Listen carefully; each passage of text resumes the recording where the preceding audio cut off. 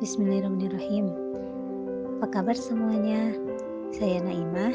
Dalam kesempatan kali ini, saya akan menjelaskan secara singkat mengenai salah satu bab fikih jinayah, yaitu diat.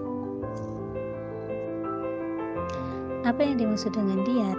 Diat adalah harta yang harus ditunaikan disebabkan tindak kejahatan dan diserahkan kepada pihak korban atau walinya. Dikatakan wadaitu al-qatil, maksudnya aku menyerahkan diat kepada pihak korban. Ketentuan diat berlaku terkait tindakan kejahatan yang ada qisasnya dan yang tidak ada qisasnya. Diat juga disebut akal atau ikatan, yang pada mulanya adalah lantaran jika seseorang melakukan tindakan pembunuhan terhadap orang lain, maka dia mengumpulkan diat berupa sejumlah unta, lantas dia mengikatnya di halaman para wali pihak korban. Maksudnya, jadi kan dia mengikat unta-unta itu dengan tali, kemudian diserahkan kepada mereka. Dikatakan pula akatu fulan, saya memberikan akal atas nama fulan, yaitu jika saya membayarkan diat atas namanya lantaran tindak kejahatan yang dilakukannya. Hukum tentang diat sudah dilakukan atau sudah diterapkan bangsa Arab sejak dulu dan kemudian ditetapkan penerapannya pada masa Islam. Yang menjadi dasar disyariatkannya diat tercantum dalam Quran surat An-Nisa ayat 92. Waman qatala mu'minan khata'an fatahriru raqabatin mu'minatin wadiyatun musallamatun ila ahlihi illa ayyasaddaqu. Yang artinya serta membayar diat yang diserahkan kepada keluarganya, maksudnya yang terbunuh, kecuali jika mereka korban keluarga yang terbunuh bersedekah. Allah tidak mungkin membuat suatu hukum tanpa ada hikmahnya. Hikmah syariat diat ini adalah yang pertama, untuk efek jera. Efek jera terhadap pelaku agar tidak melakukan hal yang demikian. Yang kedua, melindungi jiwa. Melindungi jiwa karena dengan adanya syariat ini, orang-orang akan merasa berat dan terbebani dengan hukuman ini sehingga mereka akan takut dan terhindar, malah tidak akan melakukan perbuatan yang mengharuskan mereka untuk membayar diat. Besaran diat yang harus ditunaikan itu pada dasarnya sebesar 100 ekor unta. Bisa untanya langsung atau uang atau apapun itu yang seharga dengan 100 ekor unta. Namun, jumlah pembayarannya tetap sesuai dengan kejahatan yang dilakukan. Kepada siapa sih diat itu diwajibkan? Membayar diat itu diwajibkan bagi pelaku pembunuhan, pelaku penganiayaan, kejahatan yang ia lakukan dengan sengaja maupun semi sengaja atau hanya kesalahan, tetapi dengan syarat-syarat yang telah ditentukan. Seperti diat pembunuhan sengaja. Untuk pembunuhan sengaja itu hukumannya qisas, yaitu nyawa dibayar dengan nyawa. Akan tetapi karena keluarga memaafkan, maka dijatuhi hukumannya diganti dengan membayar diat. Kewajiban dalam membayar diat bisa gugur apabila seorang ayah memukul anaknya, guru memukul muridnya, penguasa memukul rakyatnya, yang karena itu ia meninggal dunia, asal dengan syarat memukul yang tidak berlebihan dan melampaui batas. Lah, kenapa tidak termasuk pembunuhan? Padahal kan korbannya meninggal. Itu kita lihat dari tujuannya. Ayah memukul anaknya, guru memukul muridnya, dan penguasa memukul rakyatnya. Itu bukan bermaksud untuk menyiksa, tetapi tujuannya untuk mendidik, untuk memberi hukuman. Dan tanpa sengaja pukulan yang dilayangkan itu membuat orang itu meninggal, sehingga itu tidak dibebankan membayar diat. Diat itu dibagi menjadi dua. Ada diat karena jiwa atau menghilangkan nyawa, dan yang kedua pembagian diat karena merusak atau menganiaya organ tubuh. Diat terhadap jiwa memiliki beberapa macam. Yang pertama, jika yang diberi diat atau korban adalah orang merdeka dan muslim, maka diatnya adalah 100 unta.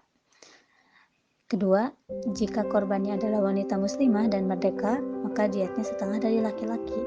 Jika laki-laki merdeka dan muslim adalah 100 unta, maka wanita muslimah dan merdeka dietnya 50 unta.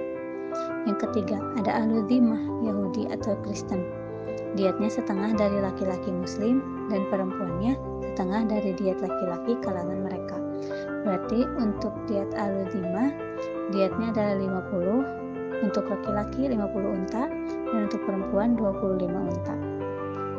Jika korbannya budak, maka dietnya sesuai dengan nilai jual budak itu sendiri. Kemudian, jika korbannya bayi laki-laki atau perempuan, besar dietnya sama dengan budak laki-laki atau budak perempuan. Tapi dengan syarat bayi tersebut merdeka dan keluar dari perut ibunya dalam keadaan meninggal. Jika ia keluar dari perut ibunya dalam keadaan hidup kemudian meninggal, maka di dalamnya terdapat qisas atau diat secara penuh. Cara membayar diat jiwa atau yang menghilangkan nyawa karena pembunuhan sengaja. Diat pembunuhan sengaja sebenarnya hukumannya adalah qisas, jadi bukan diat. Tetapi karena keluarga korban memaafkan, maka pelaku dibebankan untuk membayar diat. Nah, jumlah diatnya sebenarnya bisa ditentukan oleh keluarga korban. Bisa itu melebihi atau mengurangi jumlah dasar diat itu sendiri. Tetapi cara membayarnya dilakukan dengan uang sendiri, uang pelaku sendiri. Tidak boleh ditanggung oleh orang terdekat atau keluarganya. Pembayaran langsung dan tidak boleh dicicil. Untuk pembunuhan semi sengaja, ditunaikannya bisa dengan patungan dengan orang terdekat atau keluarganya. Pembayaran boleh dicicil selama 3 tahun. Akan tetapi diberatkan dalam hal diatnya, yaitu 100 unta yang 40 diantaranya harus sedang hamil. Kemudian, untuk pembunuhan kesalahan, ditunaikannya bisa dengan patungan dengan orang terdekat atau keluarganya. Pembayaran dicicil selama 3 tahun. Jadi perbedaan cara membayar diat antara pembunuhan semi sengaja dan pembunuhan kesalahan, perbedaannya di diat itu sendiri, di untanya itu sendiri. Diat kepada organ tubuh bisa dibagi menjadi 2, yaitu yang pertama karena kerusakan yang terjadi pada anggota tubuh sehingga hilang fungsinya.